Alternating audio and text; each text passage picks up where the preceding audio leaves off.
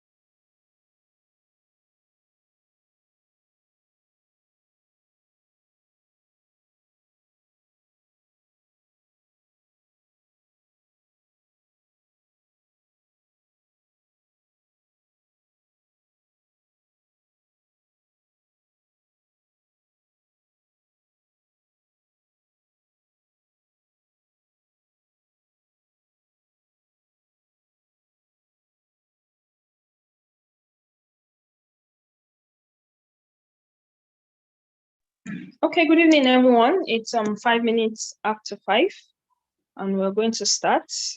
Group leaders, I don't know what's happening, but please get your group members to join the class.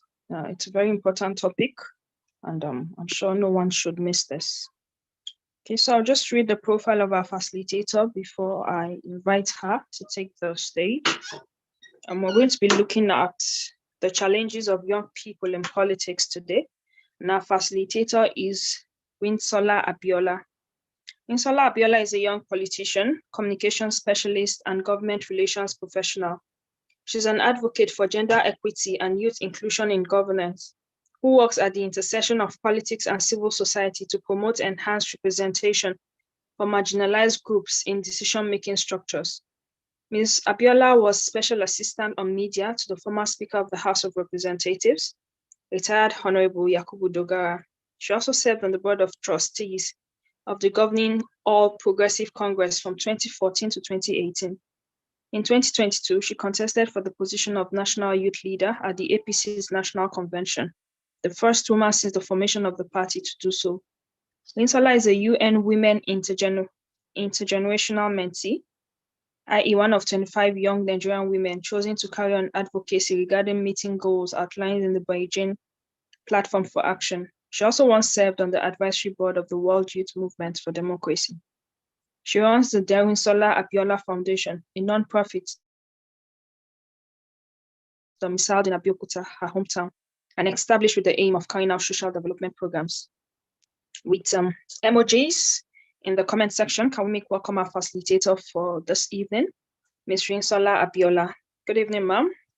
You're welcome, and you have the virtual lectern. Good evening, everyone. Thank you for having me. I'm not really sure how good the network is because I couldn't hear some parts of the introduction. So I would like to confirm that everybody can hear me, please. Yes, we can. Okay, all right, then thank you. So do I just go right into the presentation or is there anything else from your end before I do so? No, you can go ahead. I'll start sharing the slides now. Okay, all right then.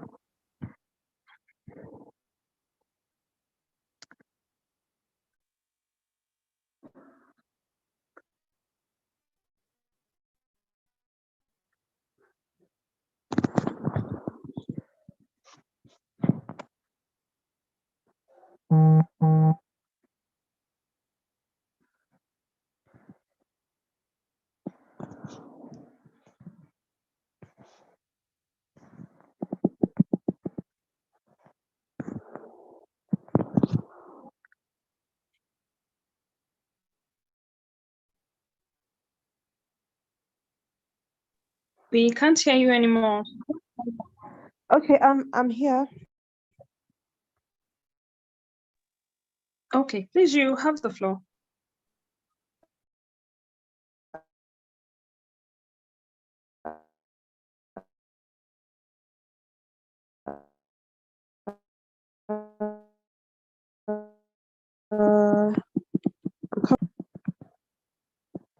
I can't see the screen. I start the presentation on my end. I can't see if it's been projected. I can't see it, so I'll just start really? on. Yes. Okay. It's already up on the now. screen. Can you see it now? Okay. Can you see it? I think I'll just use. I still can't, so I think I'll just use the one on my own end. Okay. Probably a network issue. Okay, I can see it now. I can see it now. All right. Good evening, everyone. Happy to be here. And thank you for the introduction. So I'll be taking this class on challenges of young people in politics. And before we begin, I would like to let all those listening know that these are thoughts that I've come up with and opinions that I have formed over the past about 10 years of being in politics. I joined in pretty young during the merger process that birthed the All Progressives Congress. So everything in this presentation is from the experience that I have garnered. So everything I'm saying is from my own perspective. I might be wrong, I might be right, but everything I'm saying is from my own perspective. And I'm also particularly looking forward to the conversation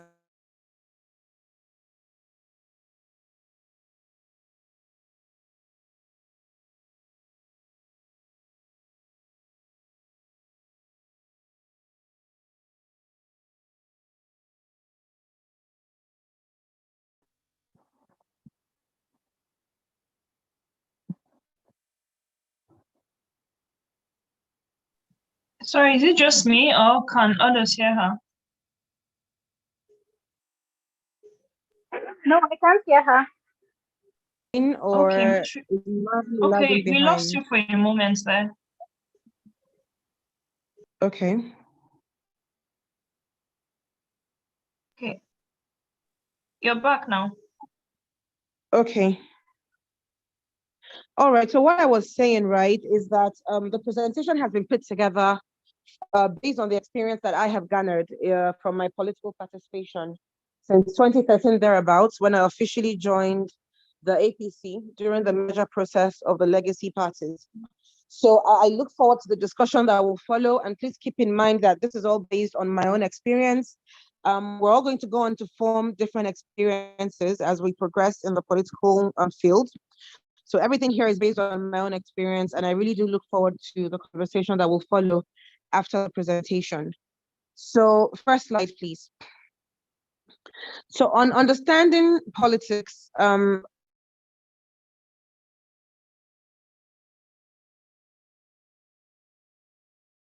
concerned with achieving and using power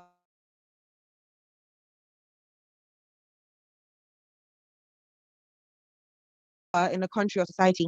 It is another harnessed and deployed, as well as how society itself is.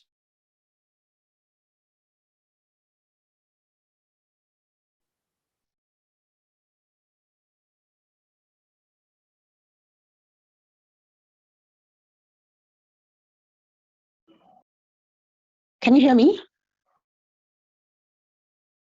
We lost you for a bit, but we can hear you now.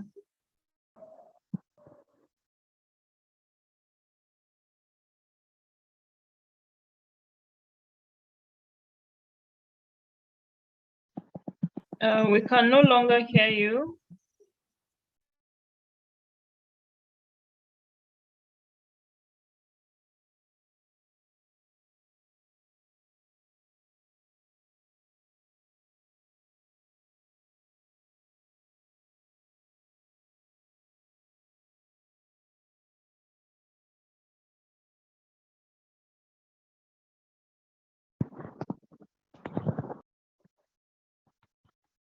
Can you guys hear me? We can hear you now, but we were not hearing you. Okay, so did you hear my presentation of the first slide? No, we did not. You were completely, we lost you.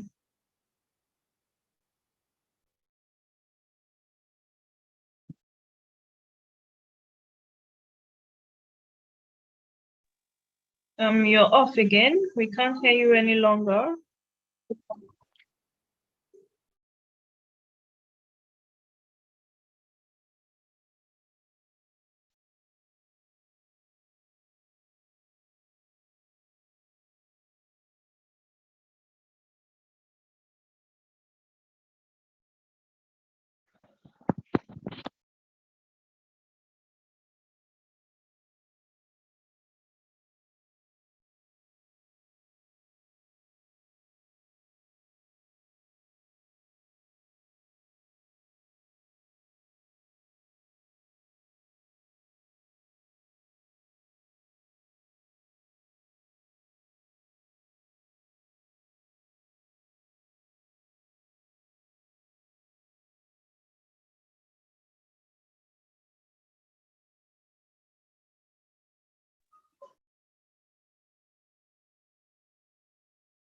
Okay, I think we lost her for a bit. She probably wants to try and maybe switch to another network.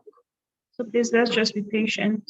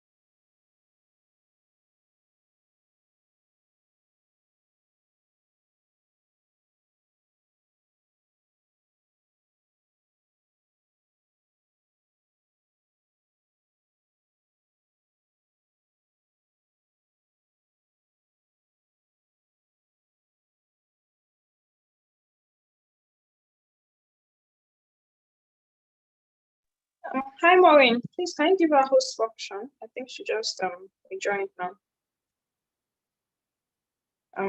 Please make her co-host. Thank you.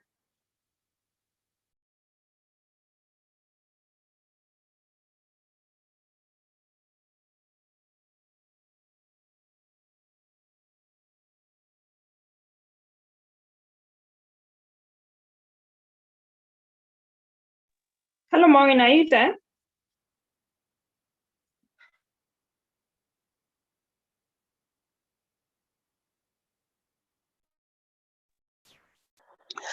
Hello, everyone. Can you hear me now? Yes, we can. Okay, so I'm so sorry. I think I'm having connectivity issues on my end. So I'll start again from the beginning. The topic of this session is the challenges of young people in politics,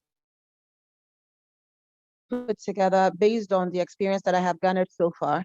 I joined politics about 2013 officially, during the merger process of the All Progressives Congress. So everything I've put here has been is essentially based on insights from the experience that I have had, things that I have experienced, things that I have gained from speaking to other young people in the system as well, and other observations that I've made, even if it's not personal experience, so to speak. So this is just based on my own experience. I'm essentially just sharing my experience with everybody, and I look forward to the conversation that will follow. Did you guys hear that clearly? Yes, we did. Great. So on understanding politics. Politics essentially is about who gets what, when, and how. It entails actions or activities concerned with achieving and using power in a country or society. Politics is an organized process of coming to a peaceful resolution regarding how resources are harnessed and deployed, as well as how society itself is structured, run, and maintained. Next slide, please.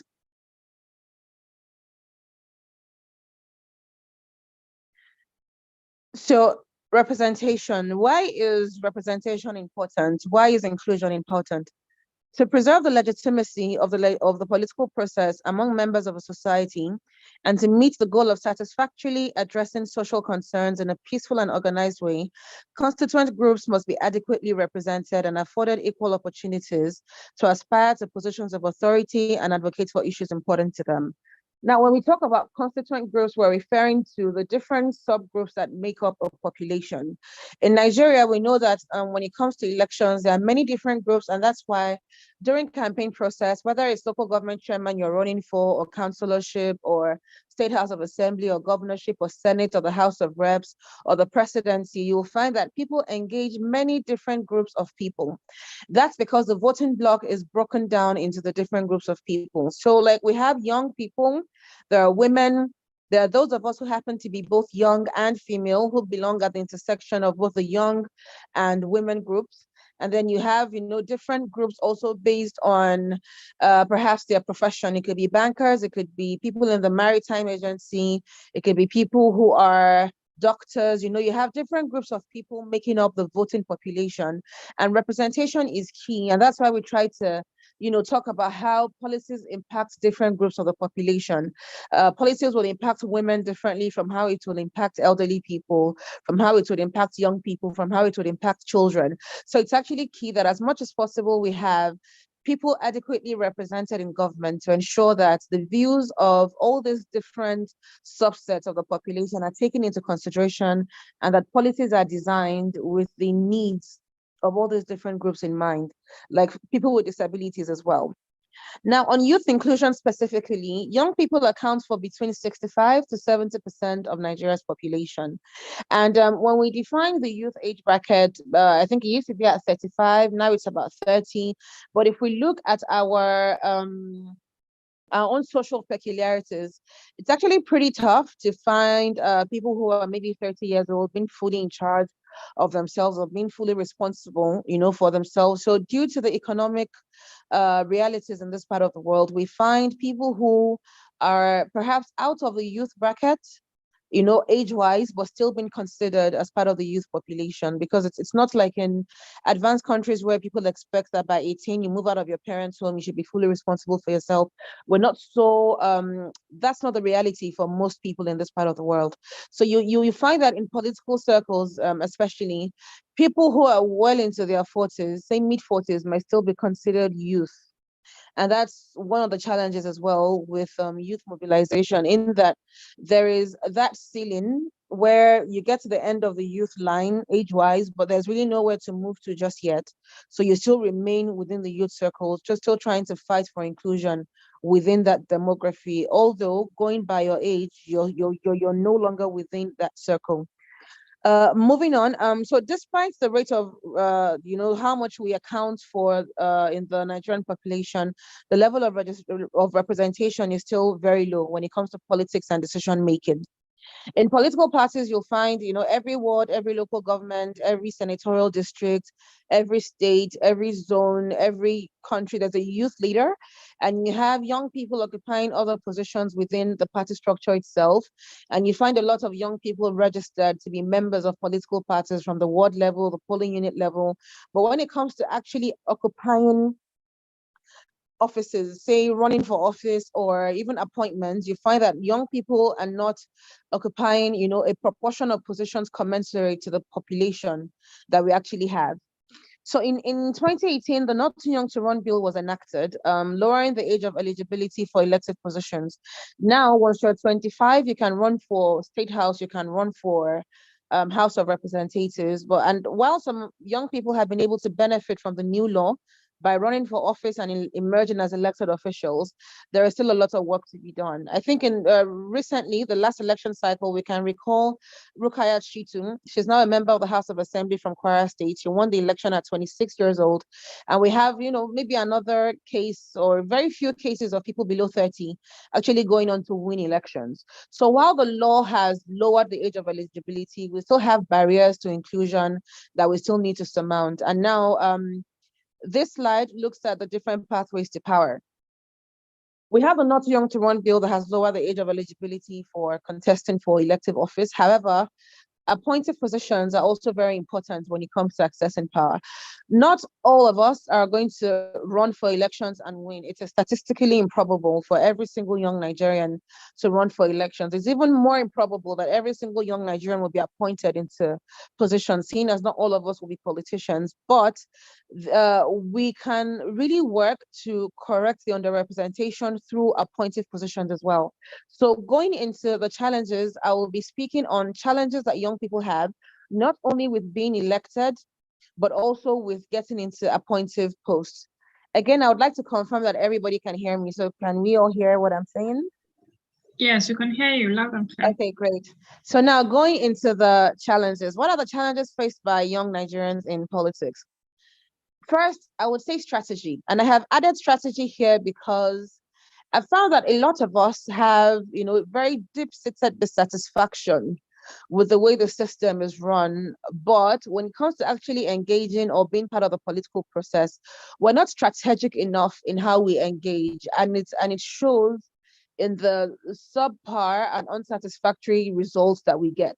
So I think it's very important that we learn to think strategically about the politics. For instance, if you want to do politics in a place, saying you want to run for elections and you're thinking about running in let's say 2027, and you don't have any presence, like deep down within you that you intend to run in 2027, but you haven't done any work to cultivate a presence in your constituency. You don't even know what your constituency is. You're not a registered voter in that constituency. And then 3 months to elections, you suddenly put posters everywhere on social media.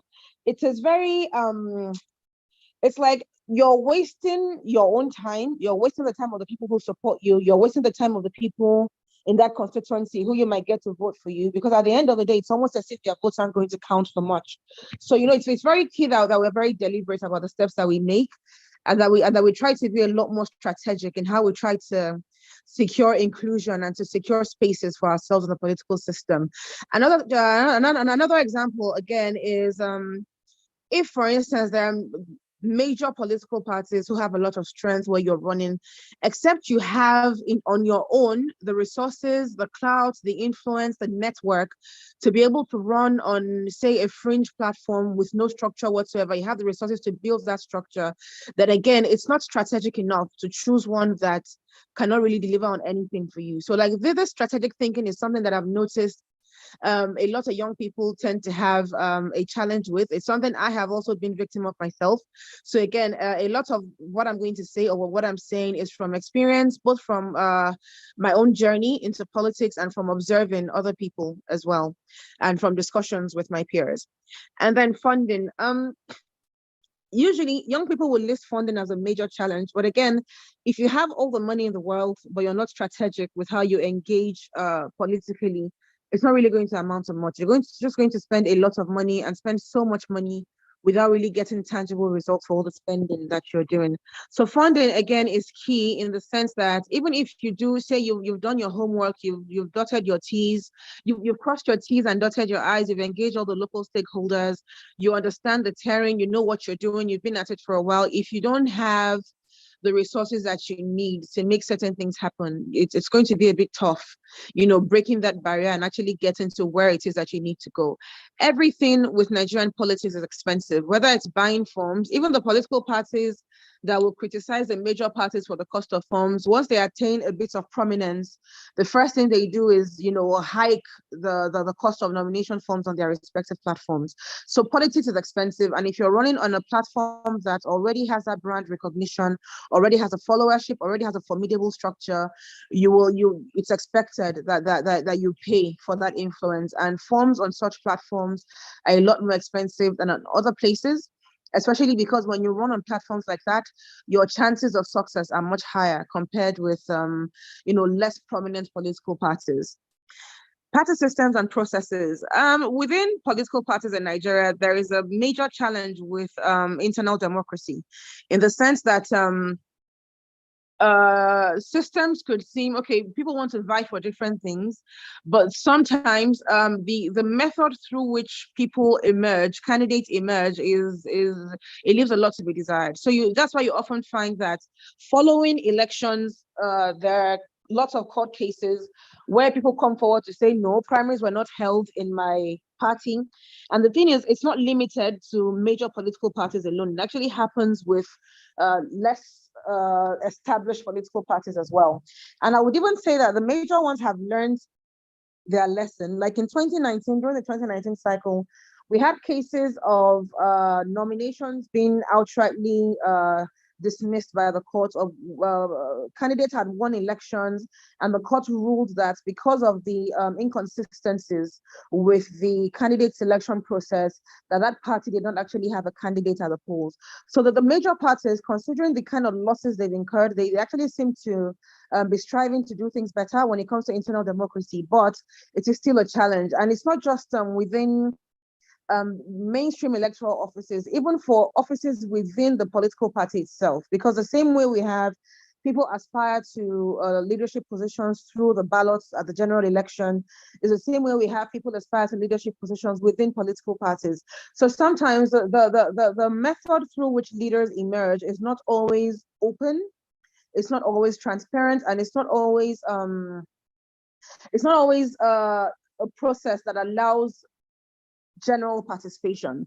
So now here, I would also want to go further to say that you should also understand again that depending on the constitution of your party, there are different systems through which candidates emerge. And as young people who want to engage and who hope to occupy leadership positions, it's important that we are mindful of the two, because when I go to the next slide on solutions, it's going to be part of the talking points there as well. So sometimes candidates emerge through the open ballot, where everybody can go to the primaries, vote for who they want, and then sometimes candidates emerge through consensus. And it is very, very commonplace to find parties adopting either method at the same time. It could be, for instance, if we're going to the general elections, some states within the same party could decide they are doing consensus. Some states could decide they are going for direct primary. Some states could decide they're going for the delegate system. So it's always important that as young people, we have an idea of what it is that our stakeholders are going to opt for, so that we can lobby within the confines of the options that we are given. So that's also very key. And lack of enabling policies. Now, if you remember, in the previous slide, I talked about the Not Too Young to Run Act and how it lowered the age of eligibility. However, and it's the same challenge that we have as women within the political system as well.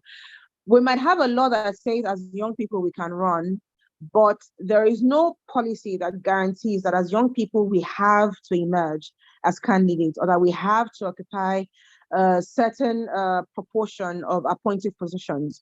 So while there's a law that says we can now run for office, and we only got that law after several years of consistent advocacy, and we are also still pushing for policies that will make it mandatory for political parties to have young people in the lineup, young people meeting up to a specific quota in the lineup. Because for as long as we don't do this, it's going to be really, really hard, because we cannot compete on the same level as the more established, more wealthy, more connected politicians for now anyway.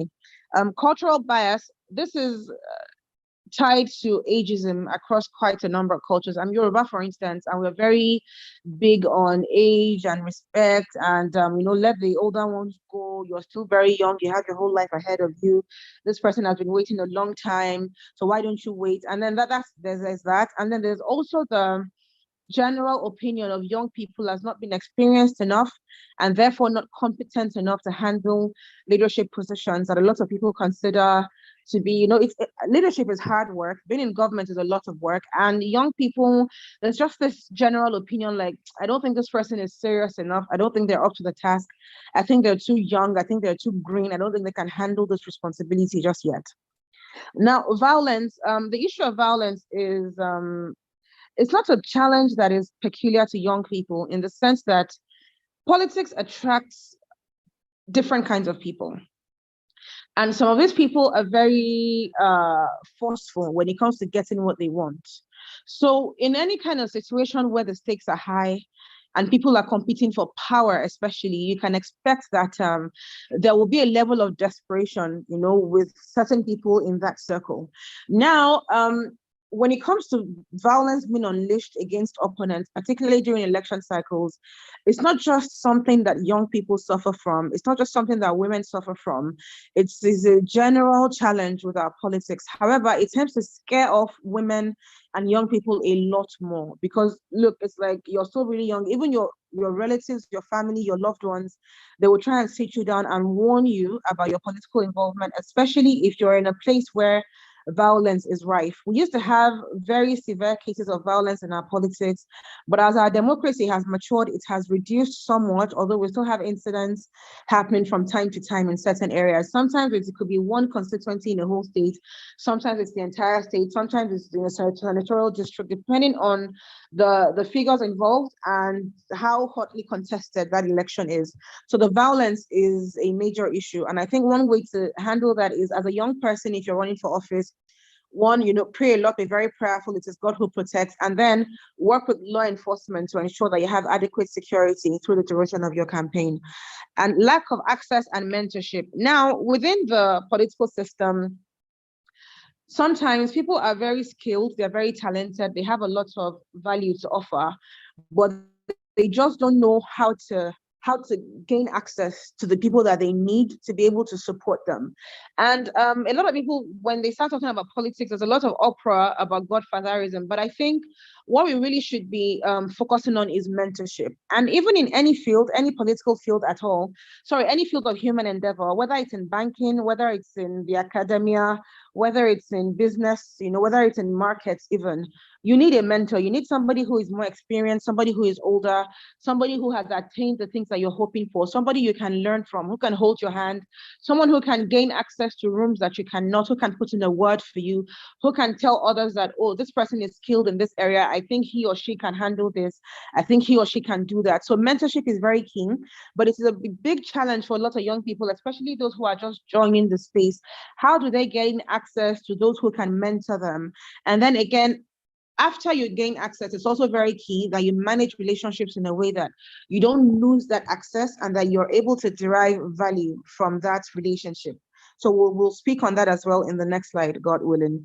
Then excessive monetization. This is still linked to the funding challenge that I mentioned earlier. And again, it's even the reason I put excessive monetization separate from funding is because funding covers like legitimate political expenses. If you want to do community development projects, if for instance you work in a state that is different from where you're from and you're doing your politics where you're from, the logistics of going home and being present in key times, it adds up to a lot. Or you have, some projects at home that you're trying to work on. These are legitimate expenses that will still cost you a lot. You want to run for office, you buy a form, you go on consultations. For every ward and every polling unit that you visit, you have to give them something. Like, these are still legitimate campaign expenses. You're spending on media, you're spending on consultations, engagements. Again, these are legitimate expenses. But the excessive monetization of our politics, that goes beyond legitimate expenses, in my opinion, because the moment you indicate interest in running for office, or the moment that people even begin to suspect that you might run for office, the way they bill you is just different. Like, you're expected to handle all sorts of things for all sorts of people. It comes with the territory. It's not a very nice thing to have to deal with, because you'll encounter a lot of people who feel entitled along the way. And that's actually a major challenge with our politics. And you also find that when you're running, for instance, every single thing is monetized. You call for a meeting, you go and visit people, they expect you to give them something before you leave. It's just the way our system is. I think part of it is tied to our culture. A lot of our culture has to do with money. And in politics, it's on steroids. You know how people talk about black tax, especially young people, when, okay, it seems you have to support others, which is fine, where we all have to give back to our loved ones and to family. But in politics, it's just different. It is expected of you at every point, in every way. It's something you just have, something people expect that you have to do. So in response to that, I would say that what has worked for me and what my mentors have advised over the years is, if, for instance, you're earning, say, 200,000 a month, have a budget for all these taxes and never exceed it. So if you have a budget and you set the money aside, when all these bills come, you take from that budget. And once you've exhausted it, all other pending requests move to the next month. Because if you're not careful with the kind of requests that you accept and how you manage these requests, you'll find that you're going to have very little left for yourself, and nobody's going to believe that you don't have enough for yourself. So it's just, well, once you seem active, everybody just believes there's some, there's this inexhaustible source of funds that you have to tap out from. So it's very key that you learn how to manage yourself, that you budget appropriately for these things. So looking at solutions now, how can the identified challenges be surmounted? So knowledge, capacity building, and strategic thinking. That's the solution that I would put forward to the part about quite a number of us not being strategic enough with our decisions. And when I speak about knowledge, I would advise you to read. I read a lot. I like to, if for instance, okay, so I'm constantly watching the news. If I learn of a development in some country, or some person has just won an election somewhere and I'm interested in their story, I do some research on them. I try to see what they did, how they did it, what their journey into politics has been like, what people think of them, the party they are running on, the strategies that they deploy, the tactics that they use during their elections, just to like see. I'm trying to find out, okay, like what is it that makes this person tick? What is it that they've done that I can learn from? What have they done differently? What can I adapt to my own situation here? What can I learn from them? So it's all very key that we're open to learning. And I'm not just talking about other countries now. Politics is local. This is something we all know. So what works in America or what works in France will not necessarily work in Nigeria, but we can learn from all these people. And as much as possible, it's also key that we identify those who are local to us. Leaders here could be fellow young people. Just, look at them, look at what they're doing. If you admire someone, if they're achieving something that you admire, there's nothing wrong. It's perfectly okay to try and find out if you can move close to them, maybe seek mentorship, seek guidance, just try and find out, like, okay, how do you go about this? How are you able to do this? Learning from other people, it really helps you to put things into perspective and to also develop yourself, when it comes to your own mental capacity, your own skills, and always be on the lookout for opportunities for capacity building. There are lots of development agencies in Nigeria here that focus on youth empowerment, youth participation in politics, and also women's participation in politics. So be on the lookout for those workshops, those trainings. I benefited from a lot of those when I was just starting out, and it's been of immense help to me. I learned how to be a party agent. I've been to several workshops on women in politics, several workshops on youth in politics. Like, these things really help to broaden your horizon and to sharpen your mind. You get to listen to other young people, other politicians who joined really young, share their experience. It helps a lot with helping you understand where other people are coming from, how they handled the challenges that you are now facing, when they were in your shoes. So it helps a lot. Capacity building, then, strategic thinking. Also look at yourself. It's also important that you're honest with yourself. If, for instance, making an example with myself, right? Funny enough, I work in media and public relations, but I don't like phone calls. I really don't like phone calls. And one thing is, if you're doing local politics, especially when people call you, you don't answer. They don't care what's going on with you. They're just going to decide, oh, this person is proud, or this person doesn't like us. So, like, it's also important that you look at your own personality quirks and how they might be impacting how they might be impacting the perception of you, or how it could negatively impact your politics, and then try to work on those aspects of your character that could actually get in your own way as well. So it's also important that as we learn from other people, we also identify parts of ourselves that we need to work on, that we need to change, or that we need to suppress, to be able to do the work of actually connecting with people. Because politics, at the end of the day, I say it's the greatest human relations exercise that anybody could possibly get involved in. Then on the strategic thinking, especially, say you want to run for office in 2031, I think by now you should start to map out, your journey, your strategy. It is God who elevates, it's God who gives power. But, if you want something, also try to think of, okay, what am I doing now that I could be doing differently? Do I need to, be generating more awareness? Do I need to identify a cause? Do I need to connect more with my people? Do I need to give back more to the society that I'm from or that I intend to run in? What am I not doing now that I could be doing that could help me, that could move me closer to my goals? And then with choosing a political party, although I believe everyone here is already a member of a party, with choosing a party, you also have to be strategic. If you're in a place where APC is a predominant party and you also align with the goals of the party, you believe in their ideology, you've looked through their manifesto, you get it, you like what the president is doing, then you start to find out, okay, how do I join this party? And if APC does not float your boat, you want another platform, look at that platform. And if the platform you choose is one that does not have a strong presence, that cannot deliver on your goals, start working now to ensure that you build something that can actually help you when the time comes for you to run, if running is what you want to do. And if you want to serve in another capacity, so think about it. As a young person, I want to join a party. What can I add to this party? Because at the end of the day, it's very key that you add value. So if you're good with media, if you're good with communication, if you're good with mobilization, if you're good with door-to-door, always ensure that in any space that you are, as a young person within the political system, you are contributing something, you are known for something that you're good at and that you do for the party. And if it's money you have, by all means, contribute as well. Drop money, do that, do whatever you can to support the party. Whatever skill you have, whatever talent you have that aids the party's work is something that you get recognized for. So, have something, okay, what if you're joining a party, what exactly are you aiming for? You want to be able to influence government decisions. You want to serve in public, so how is it that you have to have a plan, and you have to be able to get yourself to the point where you're noticed, and then you can come into the system to be able to impact that change that you have in mind. So networking. Sorry, I'm coming. So when it comes to networking is a key skill that you need to develop. For instance, say you want to run for office, yeah? And you want to reach out to your friends, you want to reach out to your peers, you want to reach out to mentors, you want to reach out to people you've worked with. The network that you build over time and how much confidence these people have in you is going to play a large role in how much funding you're able to raise, or whether or not you're going to get people who are even willing to support you. So you'll find that politics is very expensive. It's expensive everywhere in the world, right? But you're not expected to fund your campaign, for instance, on your own.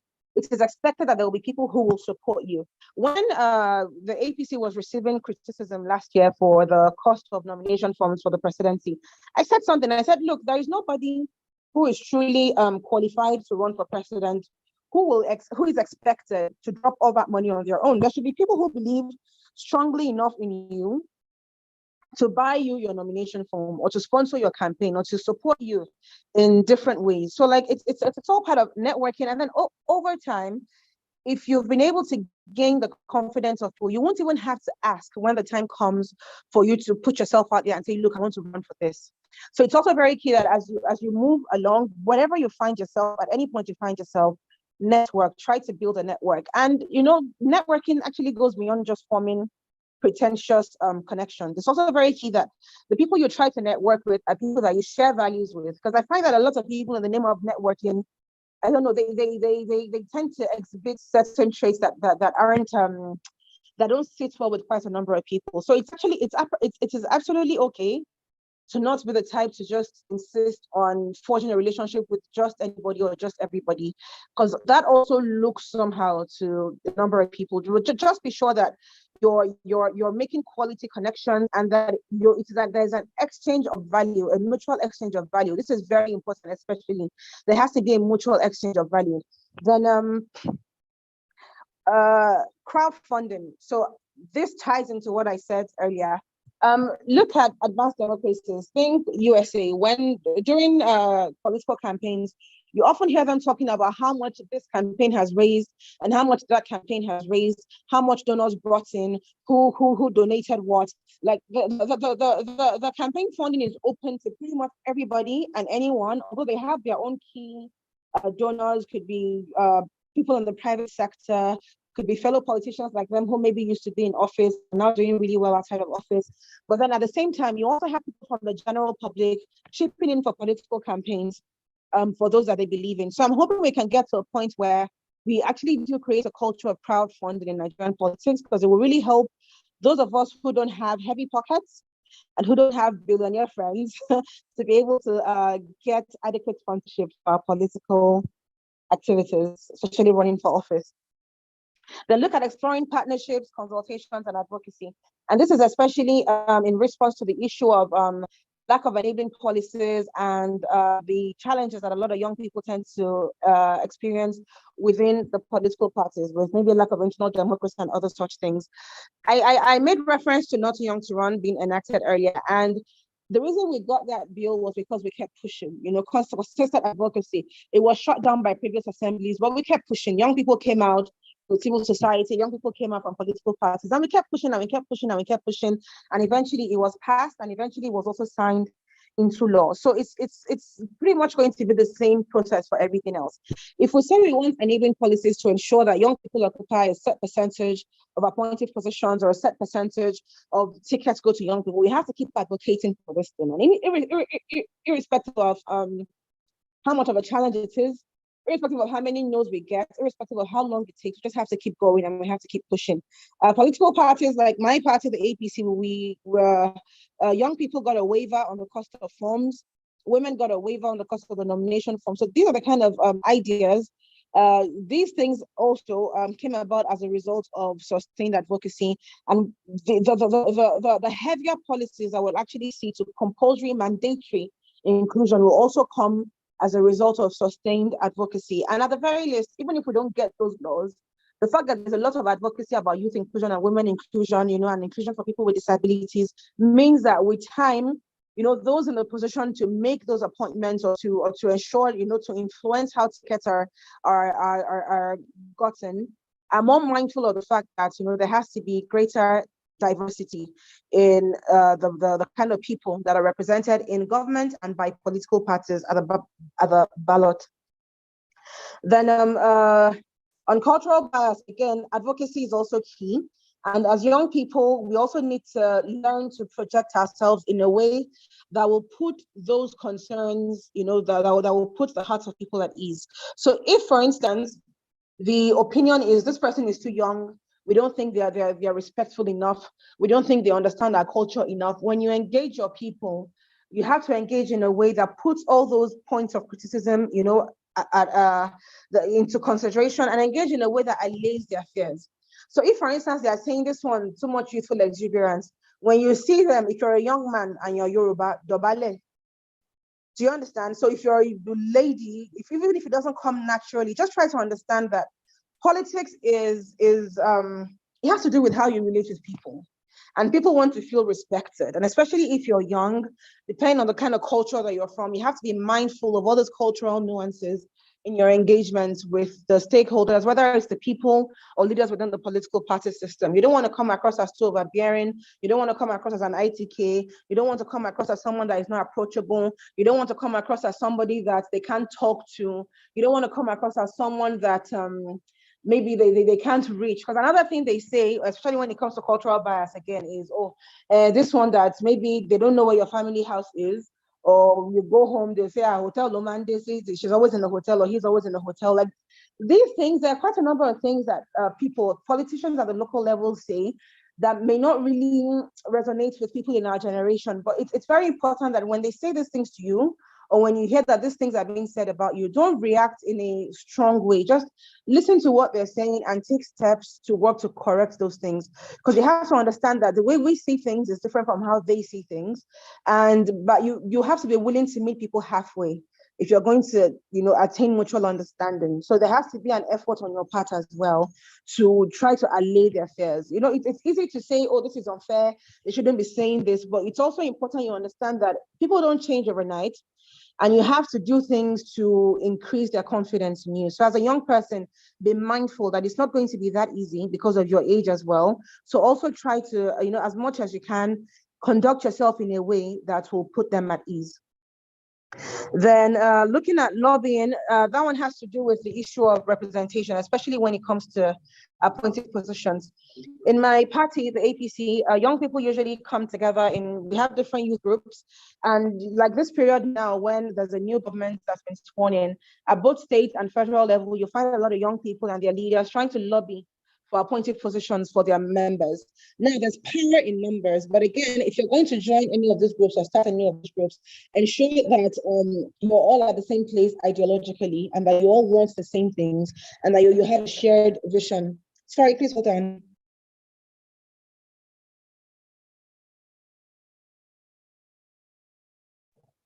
Sorry. So also ensure that you have a shared vision with the people that you're working with, because it's very important. If you don't, you're going to have very unnecessary conflicts along the way. And I've had experiences of this sort as well, which is why, I have another group now within the party that I lead. It's a group of women, but that's not the first group that I had. The previous ones were marred with conflict and other such things, but I've been able to learn from all those incidents and then come up with something that I think is much better than what I used to have. So there's power in numbers. Try to work with other people. Understand that you're stronger together. One thing again that I've noticed is that young people, instead of cooperating, we tend to compete. And for me, that doesn't make any sense at all. If I think somebody knows or if I think someone knows something or someone is good at something, like the things that I'm not so good at, I have somebody else who is good at them. I actually actively work to partner with such people so that we can balance each other out.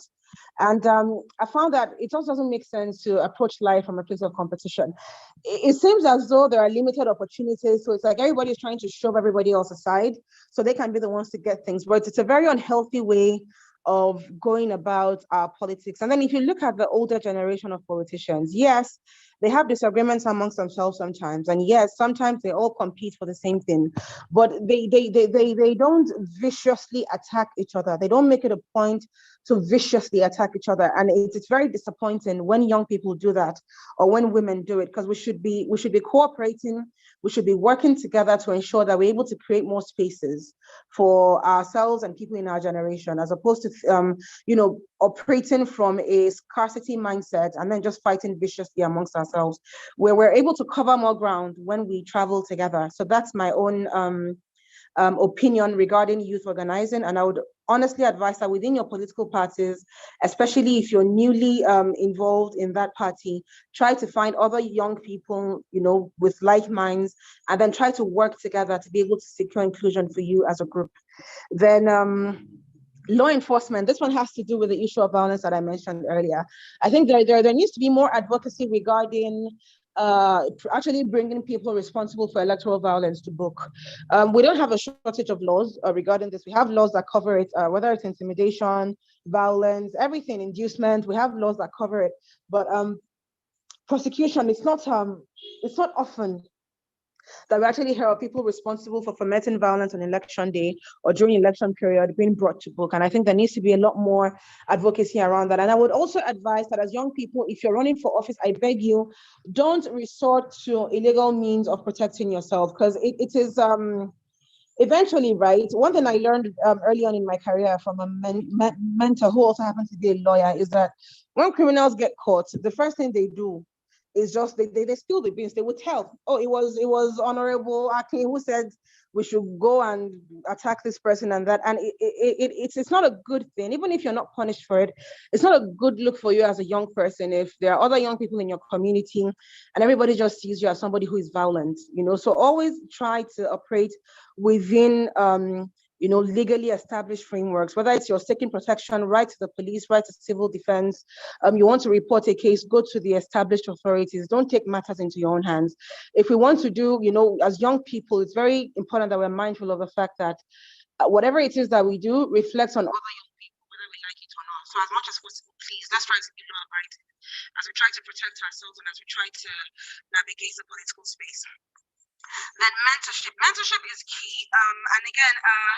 And again, everybody needs guidance, right? And as I said earlier, it's very key that you have people who have more experience, who have a wider network, who have been able to attain all the things that you still hope for. It's very key that you have people like this who support you, who you can run things by. Say you have an idea, you can run it by somebody who's more experienced and say, oh, I'm thinking of doing this. Do you think it's a good idea? Will it sit well with the party? I'm not sure, like, am I supposed to do this? Because we're young and you really don't know, there's nobody who knows everything. So as much as possible, try to consult and try to seek guidance. May God guide us all, so just try to make sure that whatever decisions you're making are not decisions you're making alone. So try to seek guidance. And then another thing is your mentor doesn't necessarily have to be somebody who is much older. Peer mentorship is also a thing. There are those of us who joined politics really early and were able to have people close in age to us as, part of our mentors. And they also offered really good insights on the political process by virtue of the fact that they got involved before we did. So even if it's somebody that you just joined the party with, if you notice that, oh, this person seems to have a better network than you, or this person seems to know more than you do regarding this thing, you can adopt that person as your mentor. So peer mentorship is also very important. Young people, someone closer to you in age is more likely to be a lot more accessible than the much older and much more established politicians. So it's always good to have a very fine mix of mentors. And some people don't define their relationship as mentorship. They will just say, oh, I know this person, I know that person. But if you find that, an idea comes to your mind and you want to seek the guidance of this person, it's not until you define it as a strict mentorship relationship before that person is able to mentor you, or before you're able to, gain some insight and experience and knowledge from that person as well. So it doesn't have to be a defined, oh, this is my mentor. It could be a friend, it could be a leader, or just have people with more experience and with perhaps more knowledge who are able to advise you on things. And it's also very key. Another issue again is that in as much as you gain access to people, be very mindful to not abuse the access that you have. Because a lot of young people, they don't know why, but once they gain access to mentors or mentor me, it becomes a very, abusive relationship from their end sometimes. They want you to do things for them and they want it done right away, not minding the fact that there are quite a number of other people that person is trying to support and guide through the process. So it's very important that we're patient. It's very important that we're understanding. And you have to understand that these people also have very full schedules, very busy lives. So don't be too demanding. Don't constantly bother them for things. And as much as possible, just try to keep a respectful and professional relationship so they don't blacklist you, because that happens a lot. So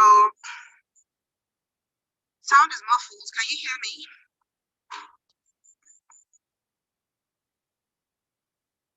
Yes, we can hear you. Though your voice seems muffled a bit. Is it better now? Not really. Oh, wow. Okay, nothing has changed on my end though. It was much clearer before. Okay. It's probably No problem. So I think I've gotten to the end of my presentation. I will be waiting to get questions, feedback, comments. I think this is the part where we get to speak and discuss. Okay, all right. Thank you so much, Ms. Rinsola. It's been very insightful and educative. Thank you for your time. So do we have questions? I'm sure we should have questions. Just indicate with a show of hands. Okay. Amadine, you can go ahead and ask your question. All right. Good evening. Can you hear me? Yeah. Good Yes, we evening, can. Ms. Okay. Good evening, Ms. Rosala. I'm a journalist, and I've actually been trying to, get you on my program, but I couldn't get your contact. So hopefully, if you can drop your mail or something, anything that I can use to reach you, if you're interested. Anyway, so to my question, I was really interested in the mentorship part, but I think that was when the sound became a bit muffled. So the question really is how to respond when you finally got an in to an extent. Take for instance a position you are seeking or whatever, and you get there, but you got there through all of these things you've described, networking, mentorship, and all that, and you find that it seems as though your position is sort of a figurehead type, where they need a youth leader in the room while talking, but your comments or your inputs are not really necessary and have no impact. So that you begin to notice these things. How would you advise someone should handle this situation in a way that, like you said, you've talked about diplomacy and all of that. So how would you be able to handle this in a way that they realize that, okay, I have input that needs to be included in this decision? That's one. Then the second question is still kind of related. But after the elections, I've interviewed a number of youth advocates and representatives from different parties. I interviewed them before the election and then after. And some of them there's a kind of disappointment they feel because they were all in with all of their energy, all of their spirit, all of their during the campaign season, and they kind of feel disappointed. So I'm wondering, as a young person who has been building for a while within a political party, and you start to feel that something is not quite right, what's the way forward? Can I ask what they're disappointed about? Well, okay, I'll use a particular example. They were disappointed in how the party leadership handled certain situations, and they felt, I'm talking about those who experience losses, that Okay. if their input had been taken, some things wouldn't have happened the way it happened, and so on and so on. And they're angry that some persons who, quote unquote, sabotage the party still have high standing in the party. So Okay. So do I respond one after the other, or do we take all the questions?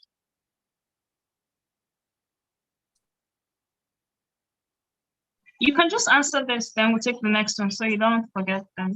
Okay, all right, Amadine. So on the first one, how to respond when you finally get in and you find that you're redundant? It's like a tokenistic kind of inclusion. What do you do? What I will always say, I'll give the perfect example. Position of national women leader, national youth leader, these are tokenistic positions. Yet, what you're able to do with that office, it depends on you as a person and the kind of initiatives that you're able to bring in. So it's not always going to be easy. That much I will tell you. There are lots of people who get appointed into positions and they cannot believe how limited it is that their influence is. They're not able to do much. Although everybody outside thinks, oh, once you're in, you're the one calling the shots to determine what goes on. But that's not always the case. But the advice I will always give is it is better for you to be in that room than for you to not be there at all. And you have to remember that you being there, you're like the eyes and ears of the other young people. You understand? Even if it's just you. So whatever it is, whatever the challenges might be, if it is that you feel like you're not being listened to, be patient and then try to identify allies amongst them who might be willing to listen to you. So what I would advise, say there are 6 of you in a room. One of them is, an older politician who seems a bit more progressive than the others. Approach that person, forge a relationship, and then begin to advise them. Share your thoughts on different things. When you get to the meetings, you might not even speak. You will find that eventually they will begin to say the things that you told them. And then because those ideas are coming from that person, the others will be more willing to listen to what they're saying. So sometimes, right, it's not always going to be easy for us to, if you walk into a room, it's not always going to be easy for you to say, oh, I think this, and then have them accept it immediately. And one thing we also have to understand with the older generation is a lot of them are set in their ways. And the same cultural biases that people have about, oh, this one is young, what would this one know? Some of them have it, although many of them are also quite progressive. So what I would just advise is identify allies in those rooms. That's what we've learned to do as women. So I think that's probably why I'm able to advise on this. But identify allies, go to those allies, speak to them. You don't even have to complain about the fact that nobody's listening to you. Because at the end of the day, nobody likes somebody who complains too much. But you have identified the problem. You know that something needs to be done about it. So try to establish relationships with these people. If it's 1, 2, 3 people you've identified, establish relationships with them, and then begin to have discussions bordering on the work that you're supposed to do. Share your views with them. In fact, it will even give you the opportunity to address points of criticism that may be raised when everyone is present, that you will not really have a lot of time to address because of the urgency or the fact that this one is young. What is this one saying? So when you sit with these people one-on-one, you can actually go into detail about certain things in such a way that even if you were to hold a meeting later on and you mention something similar, they can also back you up. You understand? Or you even let them just do the talking so that it seems like it is their idea. That's what some young people have learned to do, and that's how they've been able to get their own ideas into policies, or to just ensure that at least their vision is being interpreted somehow. So I think I would advise that you try that. I think that tends to work sometimes, because again, if it seems as if the moment it begins to seem like you're insisting, the next thing you know, they'll call you aggressive. So you also have to be mindful of how you manage the relationship, in that kind of setting. Just identify people amongst them who are more approachable and who you think will understand where you're coming from, and try to sell your views to such people. I think that would be a better way to go about it. Then on being disappointed with the party leadership, look, I'll tell you, political parties, I keep saying something. Politics is human relations, like human relations 101, 701, 901, human relations through and through. Can you guys hear me? Yes, we can. Okay, yeah. So in political systems, I don't know, man. Sometimes it's just really tough. And as I said earlier, some of the elders, they tend to be a little set in their ways. So no matter what you say as a young person, they think they have had all the experience. They know what you don't. They say, oh, what an elder sees sitting down, a young man cannot see if he climbed a tree. Sometimes, right, and I'm assuming these people are in the opposition because it sounds like they are, it's better to let them eat the humble pie. So at least maybe some other time they will be willing to accept contributions from those that they weren't listening to before. So if you've done your bit as a young person and the elders didn't listen to you, those who actually had the power to implement these things didn't listen, just carry on within the system, do as much as you can to prove that you're committed, to the party, to seeing the party grow, if that's what you want to do. Do what you can to still grow the party, despite what has happened and all of that. And perhaps going forward, another time they'll be willing to listen, because at the end of the day, it's everybody's loss. So if by excluding the young people and not taking their views into consideration, the loss of the polls, then, well, hopefully next time they understand that everybody is equally important. And, as young people, we just have to keep building, irrespective of the setbacks that we experience. Thank you. You're welcome. Okay, thank you so much for that response. Then, sorry, Okay. please. About the first question about being in a position and feeling like your views are not being taken into consideration, I would also advise, depending on what position you occupy, you can come up with programs and initiatives of your own that you can run independently of everybody else. So that way you're also making impact in your own lane without really relying on the people who are not really listening to you. That's why I made the example of women leader, youth leader. They are tokenistic positions, but it depends on who is occupying that office and how they use it. Okay, awesome. Thank you so much. Let's take a question from Amira. Amira, you can go ahead and ask your question. After you, go for Silas.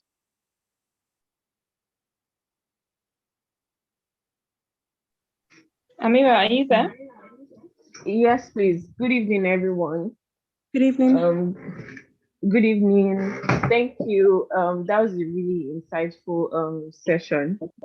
Thank you.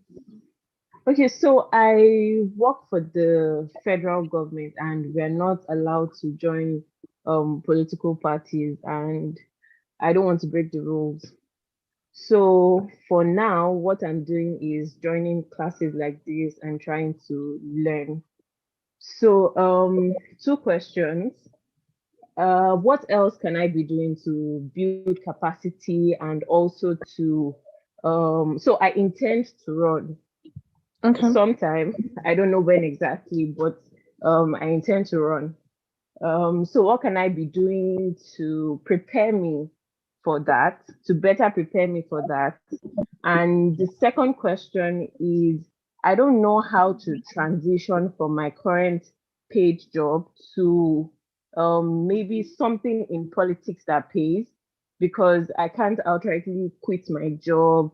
And what next? Do I just start looking for sponsors to run? I don't know how to make the transition basically. So I would really like some guidance on that. And the third one, um, please, after this session, I would like to say hello to you on Instagram. I hope that's okay. Sure, it is.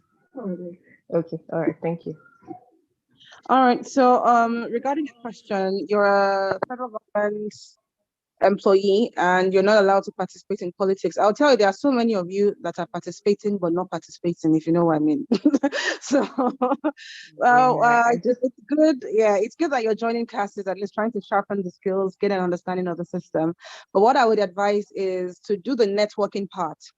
So I don't know where you're from or what party you have in mind to join, but it's not a crime. It doesn't go against rules to begin to network with people within that party. So you can get to make contacts within that party, especially where it is that you want to run later. Know all the leaders of the party, know all the major stakeholders there. If there's any community needs, you can begin to do that also, whatever it is that you can afford. If you identify a need in the community, you can begin to take care of such things, contribute to community development, community organizing. There are lots of community organizing ideas that you could execute that have nothing to do with politics. You can get people together. Maybe if you're having a challenge with waste disposal, clean the area. You can bring people together. You can facilitate maybe health outreach programs. We have quite a number of people who go straight from the civil service to running for office and they win. And it's because they had been doing all this, groundwork for years, if not decades before. So, just try to identify the needs in your community. You can begin to do whatever it is that you can do well with the resources at your disposal as a civil servant. So, just try to be there for your people, be more active where you're from, know the people within the political parties. If you're yet to make up your mind, you do your networking within all the major political parties. It's no crime. And even those that are in political parties, sometimes they win with the help of members of other parties. So as much as you can, grab all the stakeholders in your place and put them in your purse, irrespective of what political party they're from. So, but by the time you're ready to run, you would already know everything that you need to know. And these are people who are willing to come out to support you because they're familiar with you, they're aware of your work, they already have an appreciation for you as a person. So you don't have to join a political party outright. And by not doing so until you're ready, if you play your cards right, if you network right, if you make all the key links now, and work towards it, you'll find that you're even better prepared than some people who are within the party itself. So that shouldn't be a challenge at all. Then to transition from your current job, so I would advise, right, if it's not a pressing issue, then don't do that just yet. You can actually go from where you are, as I said earlier, to running for office. But then what I would also advise is if, for instance, like the community organizing projects or the community mobilization projects that you want to do, maybe you work in a place that is different from where you want to run, you can have somebody trusted who can coordinate things on your behalf, as long as they know that it is from you. And whenever it is that you can go home as frequently as your current schedule will allow. So, you don't have to rush these things, but just be present and be there and be active and be involved and, be concerned for your people. When the time comes, they will even be the one that will come to you and say, oh, you've been doing so much. We think you should run. We think you should go. So, just do as much as you can to invest in your people.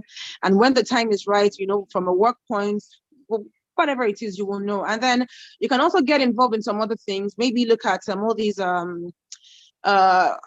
maybe non-profits, you could do some non-profit activities in the meantime.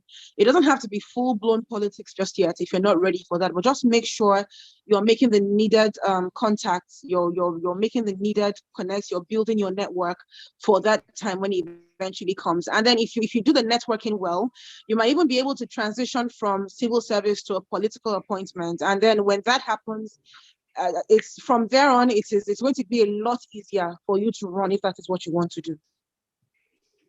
So just invest in network. Thank you very much. Thank you. So next question, please.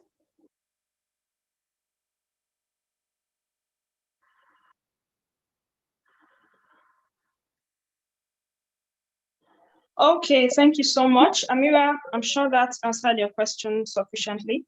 Okay, next we'll go to Silas. Please, you can unmute and ask your question. Okay, good evening, everyone. Thank you very much, Ms. Ola, for your lectures. Very insightful. I was happy to hear you mention over and over that you're a member of the All Progressive Congress. And my question is, what is happening within the young people community in these parties to create like a strong establishment? Most of our parties now, I say they are just associations of convenience because people easily jump from one party to the other when it's not favoring them, as opposed to parties having party ideologies that people say, oh, I resonate better with this ideology, so that's why I'm joining this party. I've done a lot of work with different parties at different political periods, but I haven't picked a party card because there's no party that has like a mindset that I would say, okay, this is what this party stands for, and I can see their members are dedicated to doing that.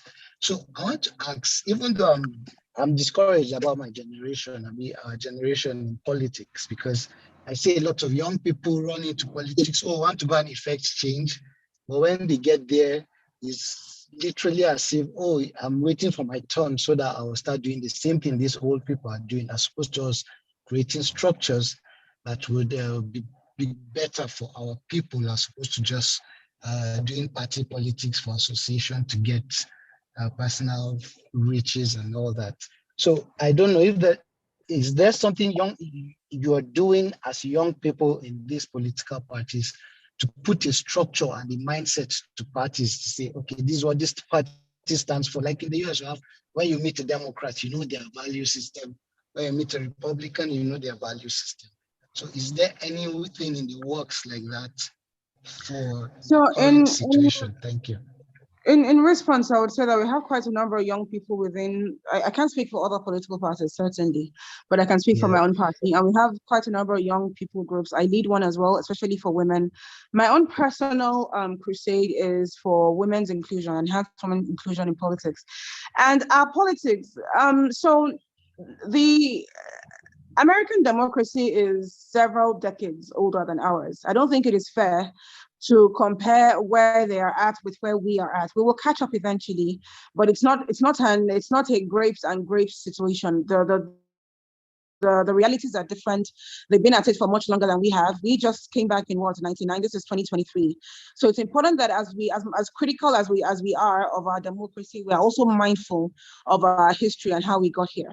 So, and then on party ideology, I would honestly say that whatever it is, policies are largely designed at this point by, or rather, let me say that the ideological drift is largely driven by whoever it is that is at the helm of affairs. That is where we are as at now. Now, there are quite a number of people who will maybe share the same views as whoever is at the helm of affairs, while others might disagree on their approach to, say, the economy, job creation, and other such things. But I don't think we're at a point where we have these manifestos that put forward a certain kind of ideology. But if you notice, every person running has their own idea about how things should be done. Yes. Exactly. So that's where we are at for now. We're still at the basic stage of building a structure, bringing people together, struggling for adequate inclusion, whether it's for young people, for women, with people with disabilities. So that's where we still are. I know that in a couple more decades, in a couple more years, we'll probably get to that point where when someone says, oh, this is the party I belong to, you already know, okay, this one is a socialist, this one is a capitalist, okay, these are the likely views that this person has regarding, family structure, family values, regarding job creation, regarding immigration. But the reality in the US is not the reality in Nigeria. The concerns of an average American is not what an average Nigerian is concerned about. So it's not based on that alone, it is unlikely that our politics will be an exact reflection of theirs. Then is there any other question that I ought to answer? Yeah, the actual question is, is there a congregation of young people that are already trying to build this? I know it's not going to happen immediately, but as young people in those parties, are you already talking with each other to build something like that? We have groups within the different parties. Every group has their own agenda. My own agenda is enhance women's inclusion. If your governor is socialist, capitalist, I really don't care. I just need more women to be in the cabinet. So Yeah. we are still at the foundation phase. We are still trying to get the basics in place. Let's get adequate representation for people. Let's economy going in the right direction, remove subsidies and stuff. It is clear as night and day. The APC just won, another election with President Tinubu, and his policies are starkly different from those of his predecessor, and they are both in the same party. So that's why he said the views of the president at the helm of affairs largely color the party's policies at any point in time. That's where we still are. Perhaps with time, when ideology solidifies, I expect that going forward, hopefully by God's grace, we will retain it, and then we can actually, work based on this blueprint that has been established now. That's my hope, really. But I think for now, we're still at that stage where we're still fighting to get the basics done. If we're saying we want young people in government, we're not looking for socialist young people. We're not looking for capitalist young people. We just want young people to be represented and then work in line with the policies that are put forward.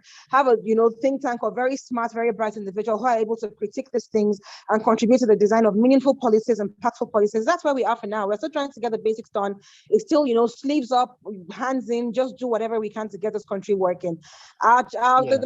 Exactly. So we will get there. We're just not there yet. Okay. All right. Thank you very much. Thank you. Next question, please.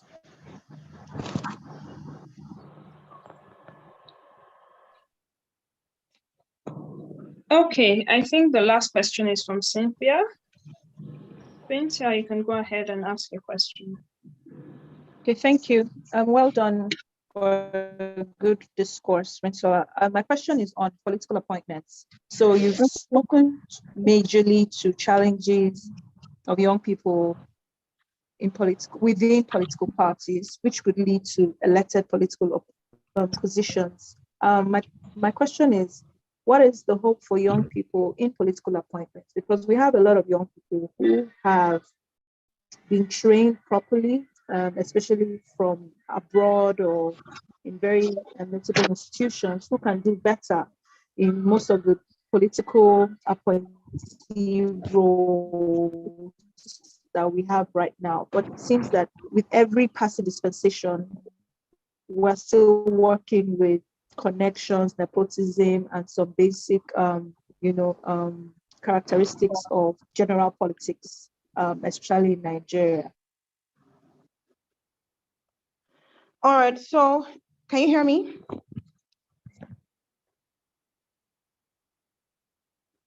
Yes, we can. Okay, all right, great.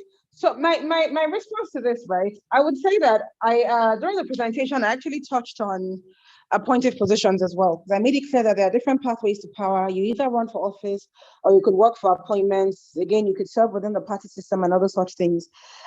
First off, before I respond, I would like to clear the misconception, yes, that people being trained abroad necessarily means that they're better qualified to handle issues regarding government and governance and politics. That's not true. And there are quite a number of politicians. People tend to look at politicians or people who do active politics as people who do not have the requisite professional qualifications. That is not true at all.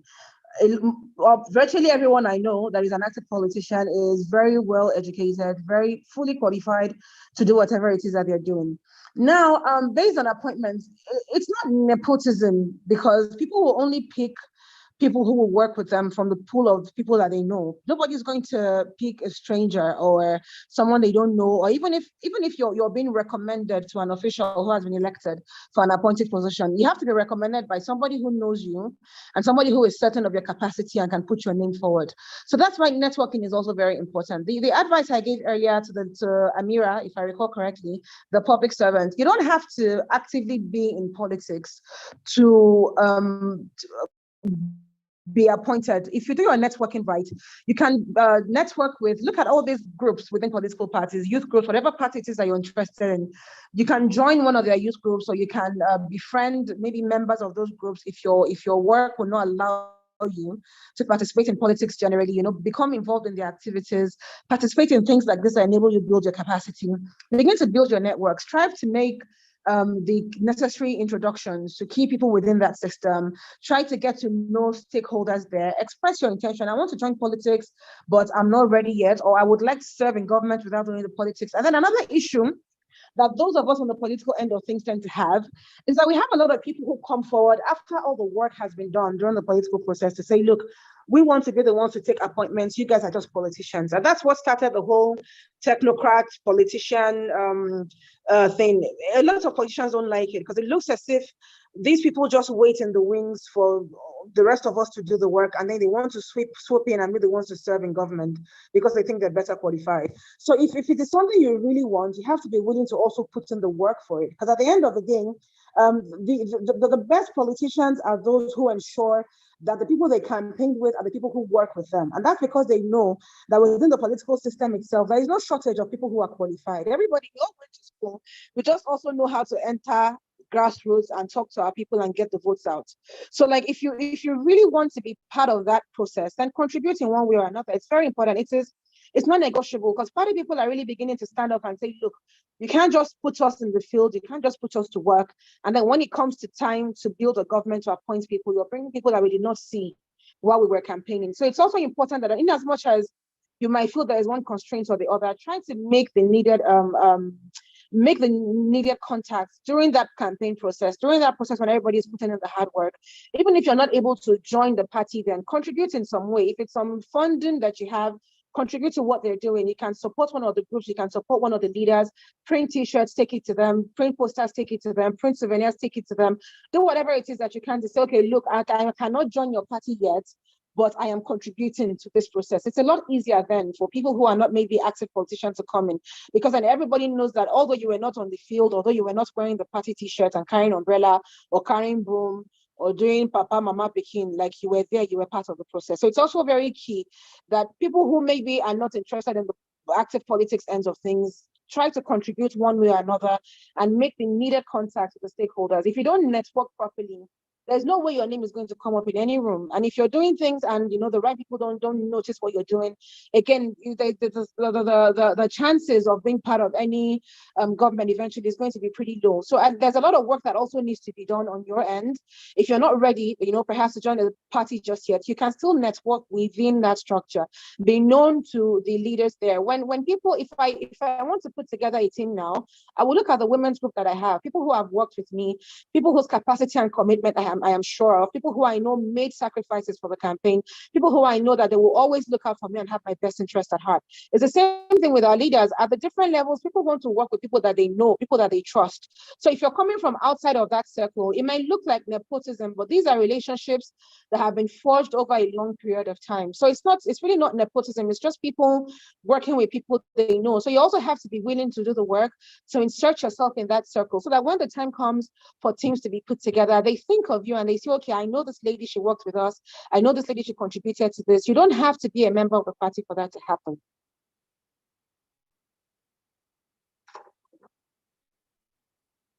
Okay, thank you so much. Cynthia, I saw your hand was up.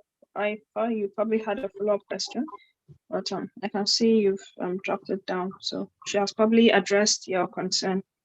Thanks so much, Ms. Risanla. I think that should be all for questions this evening. Okay, All someone right. was asking if you could be kind enough to share your mail and I maybe think you your want social to media do handles. avoiding media engagements. Yeah, they probably want to follow up maybe for mentorship. Yeah, all right. I'll just drop it. So I'm Or really you could I just will share your appeal social for media patience. handles if that's okay. Okay, I'm on Twitter. I'm putting it in the comment section now. Okay, okay. I'm All on right, Twitter. thank you. So Twitter works for me actually. I'm very active there. Okay, okay, awesome. So guys, that's her handle on Twitter. So how to follow her and engage.